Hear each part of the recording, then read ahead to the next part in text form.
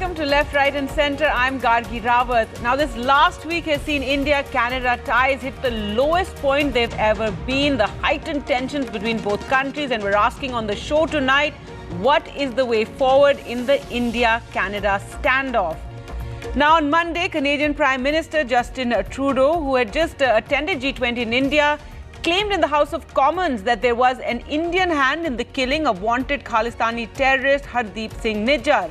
The charges were strongly refuted by India but have led to a series of fallouts, including both countries expelling diplomats, issuing advisories against travel, and India suspending visa services in Canada. Justin Trudeau repeated the charges in New York and then again yesterday when he said credible allegations had been shared with India weeks ago. India has refuted and said no evidence has been shared with us. Meanwhile, in India, action is being taken against various Khalistani elements and sympathizers. There was action today against Khalistani leader Pannun, whose properties in Punjab have been seized, his house in Chandigarh, land that he had as well. He had recently created outrage in Canada when in a video, he asked Canadian Hindus to go back to India. Here's a report. Between agents the Canadian Prime Minister Justin Trudeau yet again reiterating his stand on sharing what he calls credible allegations with India on Hardeep Singh Nijjar's killers.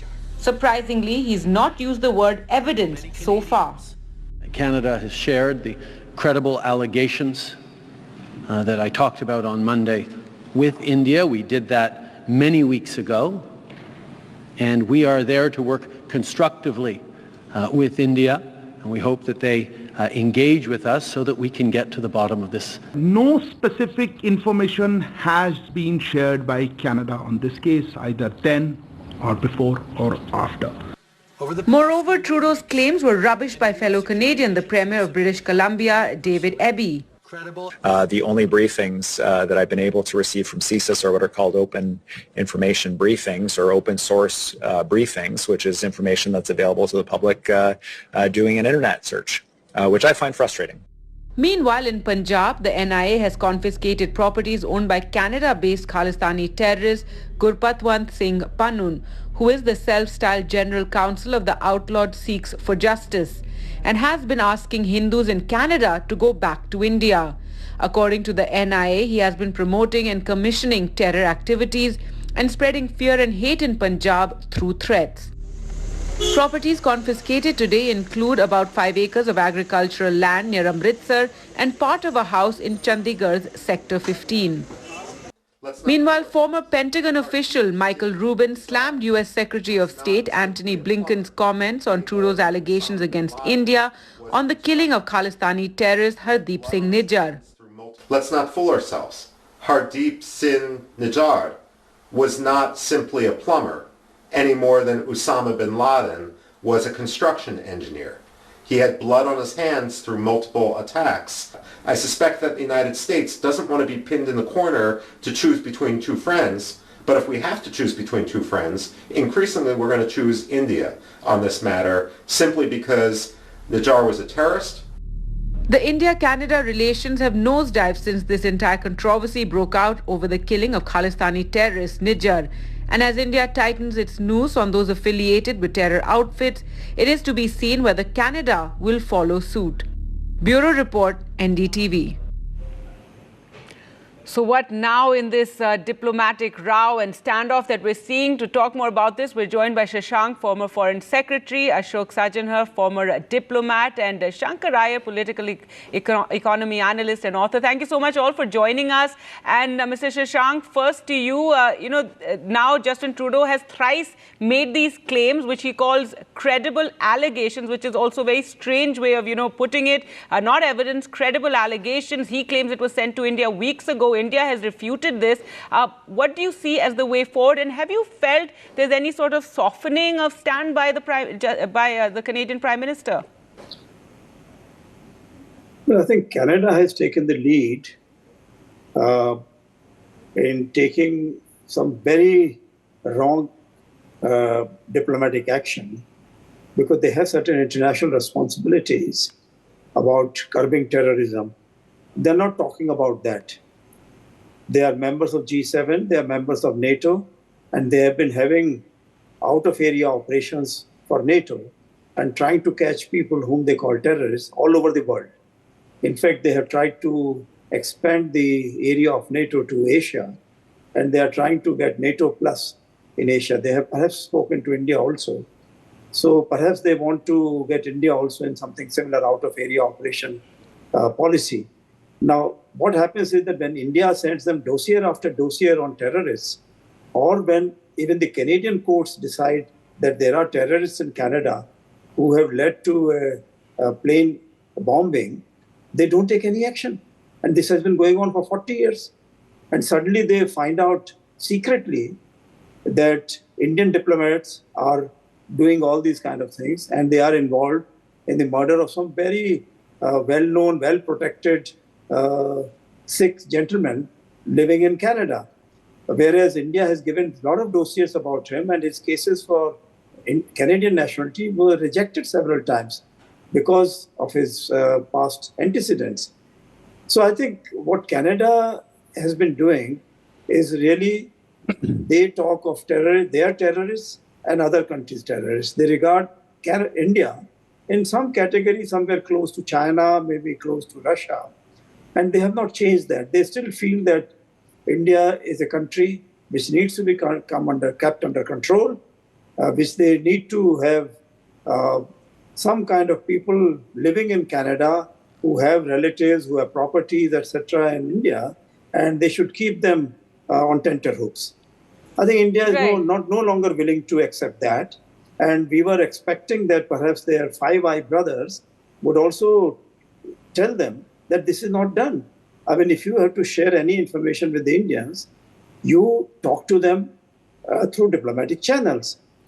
And you must also satisfy them to some extent so that their respect for their democracy, their constitution, their obligations on curbing terrorism are maintained.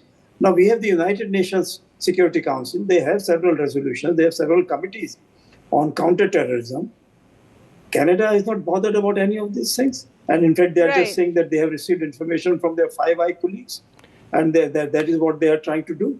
So I think these things will not be accepted by India. I'm quite sure that any government in India... Clearly not accepted, and we know we've taken such strong actions as well in terms of suspending visas there in Canada, for those wanting to visit India, and putting out travel advisory. But Ambassador Sajjan, what is the way forward now? And so far, what everyone is pointing out, that Justin Trudeau has not provided that evidence. And what do you also think of the US's role? So far, Antony Blinken is the most senior person in the US to have spoken on this, and has said that India should help with the investigations.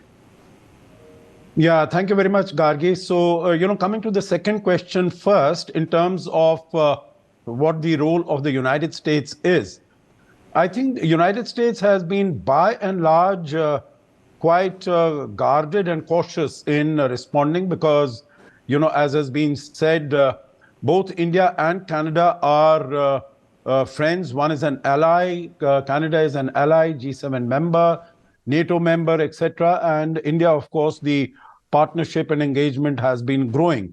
So I don't think they want to offend either of the two. And the message that has gone from the United States to Canada is complete the investigation quickly. I think the whole world, and not only people in Canada and India, but the whole world finds it very strange that 3 months after, the investigation is still going on, there is no charge sheet, there is no arrest, and still the Canadian Prime Minister goes to the Parliament and announces this. And I agree with you when you say credible allegations. This is a contradiction in terms, I find, because how can allegations, because there might be 10 allegations, how can they be credible? There is not a shred of evidence that has been provided. And I think what India has stated, and this brings me to the first part of your question, India has stated that the actions by Canada are motivated and absurd, what the statements. So I'll leave the absurd part out of it. This is the characterization. But as far as motivated is concerned, it is obviously because of the political compulsions that Justin Trudeau himself is facing, because his party is in need of support of this Khalistani party led by the Khalistani supporter, that is Jagmeet Singh Dhaliwal, and he needs his support. So he finds himself really cornered, and that is why he is doing all the bidding that he is told to do, and maybe not using his better judgment.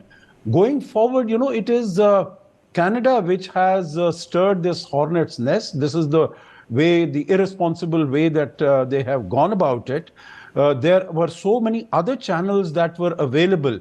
It was not necessary for him on the 19th to go straight to the parliament and to make this announcement in full view of the whole world. I think there are other channels. And this came shortly after G20, when the Prime Minister Modi had, some words with him regarding this issue that has been, as you said, for decades. Both of you have been talking about how for decades it's been a problem for India. Indira Gandhi too had reached out to, in fact, Justin Trudeau's father about Khalistani, sympathizers there in Canada. The Kanishk bombing happened from there. So it's a long-standing issue. And yes, the Prime Minister did have a conversation with Justin Trudeau when he was here for G20, and just shortly after that he goes and in the House of Commons makes these comments. Shankar Raya, the question we're asking is, what is the way forward now, given these very hard stands? At least India's taken this hard stand. Justin Trudeau reiterating, thrice now he's made these comments about India's hand in the killing of the Khalistani terrorist. I mean, the first thing we need to observe is that there is a fog of domestic politics masquerading as geopolitics here. I mean, there are compulsions that have created this crisis. The Canadian Security Agency, CSIS, in 2018 listed 5 top threats for Canada. One was interference by China. The second, another was rising Sikh extremism or the Khalistani extremism. That happened, that report was released in 2018. As you said earlier, for 40 years, successive Indian prime ministers have raised the issue of inaction. So there has been a tendency to kick the can down the road. Here's a peculiar situation. A murder happens. For 3 months, investigations are on. They know where the car was parked. They know how it happened, but they don't know who did it, or rather they have failed to catch anyone. The second part is, while the life of a Canadian citizen in Canada has been pointed out, the value of the life of a Canadian citizen in Canada has been pointed out, how many people were killed in the Kanishka bombing? Aren't those Canadians, aren't those lives valuable? The Prime Minister of a country is assassinated by a group of people. 40 years later, a parade takes place in Canada where they sort of put up mock installations. Like a display of the assassination, yes. The assassination of Mrs. Gandhi. What part of freedom of expression does this fall under? I mean, these are things that have not been acted upon. The question that you asked, I'll come to in a bit. But Pierre Poilievre, the opposition leader, asked 2 questions, and I think those are the most relevant questions. The first question is, where is the credible evidence? What is the evidence based on which you have made this allegation? The second point he made, which is interesting, he said that this same government has spoken about foreign interference by Beijing, by the Chinese government. What has been the action on it? So the first thing that needs to happen, the fog needs to lift. I think both sides, they want to back off a little. There are too many statements, too many counter statements being made. This kind of issue normally is conducted behind veneer of diplomacy. Right. And I think this first rule has been broken. I think it is important for tempos to cool. I do think the diaspora anywhere should not be the collateral damage of the political compulsions of leaders. Right, absolutely. And, just last week we were discussing the fact that trade ties had been affected. And then this whole week we've seen a host of developments taking place. I'm out of time, but final word, Mr. Shashank, do you fear that this could become, a West versus India situation? Or as you've been pointing out, all of you, that the US is, treading very carefully in this face-off between India and Canada? I think as far as Canada is concerned, they seem to have decided to take on India totally. As regards their Five Eye partners, I'm not so sure. So I think their agencies and their departments have different opinions.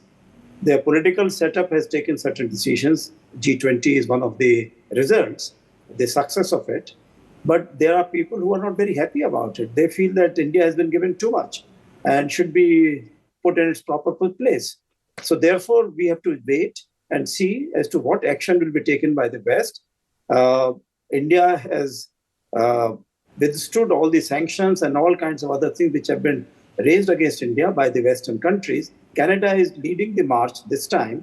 And so we have to be careful because they have become the harboring place for all terrorists, drug runners, and even the Bangladeshis have told us that the killer of Sheikh Mujibur Rahman have been given sanctuary in Canada. So which means that they are really out on a limb. They want to do things against the Asian countries, against the developing countries. And India is only one of the examples. All right. Thank you so much all for joining us. Completely out of time, but we'll see what this week ahead is going to bring in terms of more developments on the India-Canada relationship. Thank you. Thank you. Now, the other big story we're tracking, in a viral video, Haryana Congress chief Uday Bhan was seen using derogatory language to target Prime Minister Narendra Modi. Haryana Chief Minister Manohar Lal Khattar and other BJP leaders are seeking apology from him and action against him by his party. In the viral video, the Haryana Congress chief can be heard using abusive words when referring to both Prime Minister Modi and the Haryana Chief Minister. And this also comes shortly after the outrage over BJP MP Ramesh Biduri making Islamophobic comments against MP Danish Ali inside Parliament. Now, Uday Bhan, however, has refused to apologize. He claimed what he used was slang in Haryana and that he also didn't name anyone. आप ही पूछो ना क्या बयान था और उसमें क्या आपत्तिजनक था नहीं आप पूछ रहे ना आप बयान आपके बयान पे क्या उस आप बताओ कि उसमें क्या आपत्तिजनक है क्या इसमें गलत बयानी है जो सच्चाई थी वो मैंने कोई रख दी थी तो उसमें ये तिल को ताड़ बना दिया उसका इसमें क्या होगा मैंने तो नाम भी नहीं लिया ये भी जो ना आप उसकी बात कर रहे हो चलो मैं मान लेता हूँ उस बात का मुझे लगता है कि तेरे से ये गलती हुई है तो मैं उसकी माफी मांग लेता लेकिन इसमें किस बात के लिए मैं माफी मांगू All right, so that is the stand he's taken. To talk more about this, we're joined by Asad Abbas, political analyst, someone who supports the Congress, and Siddharth Yadav, spokesperson of the BJP. Thank you both. Asad Abbas, what is your response to this, what the Congress chief in Haryana has said and refused to apologize as well? A huge issue was made of what Ramesh Biduri said. Of course, that was in Parliament. But even so, such language being used against the Prime Minister. Gargi ji, I've always believed with great power comes great responsibility and equal number of accountability. The fact of the matter, I truly believe that the language used by the gentleman, Mr. Uday Bhan, first word that he used, which means a widower. Second word that he used means a bachelor. In both terms, it's uncalled for. There was no need to address accordingly. He should have abstained. But look at the false equivalence of the Bharatiya Janata Party here. It's apples and oranges. Basically, to divert the attention of the people from Ramesh Biduri's slurs like Mullah, Katwa, Ugrawadi, Atangwadi. I don't think we should repeat those words. It's all right, terrorist. Now they've made it so much of commonality in that, and many other words which brought in by Mr. Ramesh Biduri, which was absolutely uncalled for. The fact of the matter, a mere show cause notice is not enough. Somebody like that immediately must be suspended from the party. Also, as a matter of fact, let me tell on your show, Gargi ji, when these elected members, be it Congress, BJP or any other party, they come into existence and power, they must and should abstain from making any such comments, slurs or abuses. Why so? Because we, the people of India, vote for them and they come with great responsibility, which leads to accountability. But The simple Right, point I'd like but to make, Asad Abbas, also is the fact is that the BJP has issued a notice to Biduri, and the remarks were expunged. You had Rajnath Singh, Defence Minister, expressing an apology or regret for the words that were used. Gargi-ji, Let's get Siddharth Yadav's comments here. Your comments on what Asad Abbas is saying, and saying there's no comparison in what Mr. Uday has said and what was said by Ramesh Biduri. Gargi, I think it's very unfortunate that not only what Mr. Uday has said has been very derogatory, it is something that the country is ashamed of. Not only that, but also my friend from Congress is sitting on this panel today and justifying the two words used by him. What is this justification? How can you come on national television and justify some words used for the Prime Minister of this country? And those words, you don't find them derogatory anymore. One of those words was used by the MP in question that you have been questioning. That time it is derogatory, but when used for the Prime Minister, it's absolutely normal. I think this is the double standards that the Congress should avoid, should come up from, because the country has been seeing from the past 20 years, the current Prime Minister, Honorable Narendra Modi ji, has been subject to such slurs, such abusing, such bashing from opposition parties. In how many cases has action been taken? We are of a very clear stand. We do not support Can I such quickly statements. respond to that, Our leaders Gargi? came out and made a clarification on it. We issued a show cause notice on the same. All right, When is Asad Abbas Sonia will Gandhi and respond Rahul to Gandhi that. going to take an action on that? You know, the fact that Uday Just Bhan let is me saying complete. that such language is normal for Haryana. Gargi, He's just let claimed me that it is complete. I just Haryanvi. need 10 more seconds. It's Yes. very Okay, 1 very minute, Abbas. Gargi, Just let him finish his. interesting. It's very interesting how the BJP I'll just spokesperson complete. comes Abbas, in and please hear me clarification. out. I was Sir, very I heard patient you while I now. was Hear me. Asad Abbas, 1 Hear my moment. Just Abbas, let him please hear complete. me Yes, out. Siddharth Yadav. Hear my response. Quick 30 I'll Let just take 10 him more finish what he was seconds. saying. Sorry. My- Go my- ahead. response. I'll hear you. Arey, Abbas, you the can fact take. of the matter, the Yeah, BJP I'll just spokesperson take 10 comes in seconds. and Gargi, speaks we have of, taken an action all on of it. this. So But 30 seconds and Abbas, I'm we done. can't do a Sir. debate like You this. need to hear me. Now you're coming 30 and seconds. justifying and not Are Just you letting listen scared? to him for a minute, I- Asad Abbas. Just listen to him and then I'll give you a chance to respond. Go ahead. Okay. Gargi, my only question is, we have taken an action. We will take any suitable action in further also. When, at what hour, at what minute are Sonia Gandhi and Rahul Gandhi going to take action on Uday Bhan? Why no action? Why no word? Uday Bhan is no elected person. He is the favorite of Sonia Gandhi and Rahul Gandhi. That is why he's been appointed chief of the Haryana BJP. I come from Haryana. I come from the very same state. All of the Haryana people are ashamed. All of Bhartiyas are ashamed. Gargi ji, When now is can I Sonia come Gandhi and into Rahul this? Gandhi going to take an action on that? That is my question. Okay. Right, Okay. Asad Abbas, no All right. action against Uday Bhan, and also no words coming from your the top leadership of the Congress party. Asad Abbas is not in the Congress, by the way. Yes, go ahead. I'm very glad that the BJP spokesperson took two names. Who are those names? Rahul Gandhi, Sonia Gandhi. Respected, sir, with all due respect to Honorable Prime Minister. Who called Rahul Gandhi a hybrid bacha? Who called Sonia Gandhi a Jersey cow? Are you forgetting, sir? Is your memory so weak? Allow me to complete. Don't get scared. Don't get scared. Allow me to complete. I heard you completely. Allow me to complete. Don't get scared, sir. Allow me to complete and hear you out. Please don't play the victim. Gargi, this is not fair. He's scared. He's not Right, allowing go me to ahead. complete. Quickly finish your point, yes. All right. So, hybrid bacha, a Jersey cow. Not just that. Renuka Chaudhary's laughter was compared to Ravana's sister. Who said this? Modi ji. Now, who will take action on Modi ji? Not just that. 50 crore ki girlfriend. Look at my friend from BJP. What a vague memory, sir. Let's condemn all politicians, Congress of BJP, who call out, who abuse, who slur, who are misogynistic. Be it the Prime Minister or the President. Nobody has the right to abuse. All right, or be Siddharth Yadav, your misogynistic. response to that, and clearly there's a need for cleaner language in Indian politics. Yes, go ahead. Absolutely, Gargi. There's no doubt about it. There should be a decorum of the language used by anybody in this country, be it a public representative or a normal person. But my question including is, my Modi memory ji, is sir. not that weak, sir. Including Modi ji, sir. Now you can't be doing this. All right, I'm running out of time. Please Quickly so complete your I'm point. replying Yes. to you.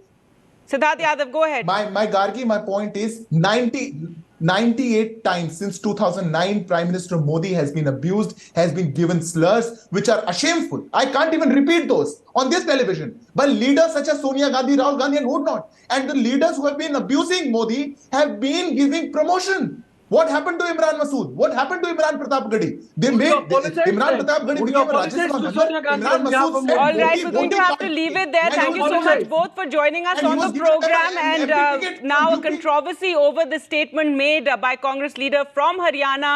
And this comes at the back of what Ramesh Biduri said in Parliament. We'll leave it there. Thank you so much for watching. Goodbye.